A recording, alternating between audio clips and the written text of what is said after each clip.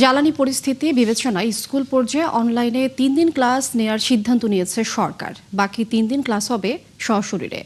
এদিকে এপ্রিলে জ্বালানি তেলের দাম বাড়ানো হবে না বলে জানিয়েছে জ্বালানি বিভাগ। তবে চলমান পরিস্থিতি মোকাবেলায় সব ধরনের প্রস্তুতি নেওয়া চলছে। শারমিনীরা রিপোর্ট।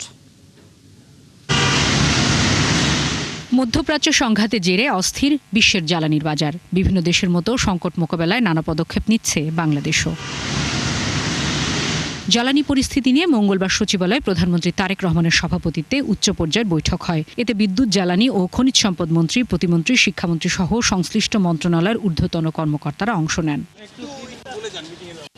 বৈঠক শেষে শিক্ষামন্ত্রী জানান, জ্বালানি সাশ্রয়ের লক্ষ্যে স্কুল পর্যায়ে সশরীরে ক্লাসের পাশাপাশি অনলাইনে ক্লাস নেওয়ার চিন্তা করছে সরকার। ইন দ্য মিন টাইম আমাদের ফুয়েল ক্রাইসিস, ইন্টারন্যাশনাল ক্রাইসিসের কারণে আমরা ভাবছি যে ব্ল্যান্ডিং করা যায় কিনা, অন এবং অফ।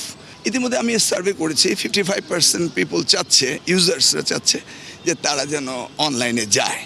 বাট কমপ্লিটলি অনলাইনে যদি যাওয়া হয়, যেটা আমরা আবার আনসোশ্যাল হয়ে যাব, সেটা আমরা ভাবছি এডুকেশন। পরে দেশের জ্বালানি তেলের মজুদের সার্বিক তথ্য তুলে ধরেন বিদ্যুৎ, জ্বালানি ও খনিজ সম্পদ মন্ত্রণালয়। আমরা মার্চ মাসেও আপনাদেরকে আশ্বস্ত করেছি যে আমাদের কোনো সংকট নেই। এপ্রিলের একদিন আগে দাঁড়িয়েও আমি বলছি আপনাকে, ইনশাল্লাহ কোনো অসুবিধা নেই।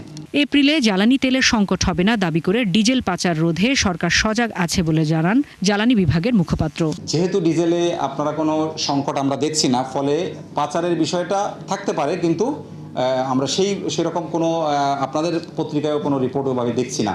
তো ফলে আমরা সজাগ আছি। সরকার সম্পূর্ণরূপে বর্ডারে নির্দেশনা দিয়ে রেখেছে যে এটা যাতে নিশ্চিত করা হয়। সারা দেশে অবৈধভাবে মজুত করা প্রায় 3 লাখ লিটার জ্বালানি তেল গেল কয়েকদিনে উদ্ধার করা হয়েছে বলেও সংবাদ সম্মেলনে জানানো হয়।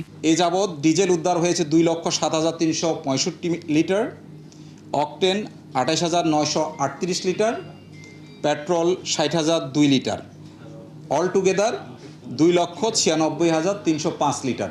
শারমিন নীরা, 71, ঢাকা।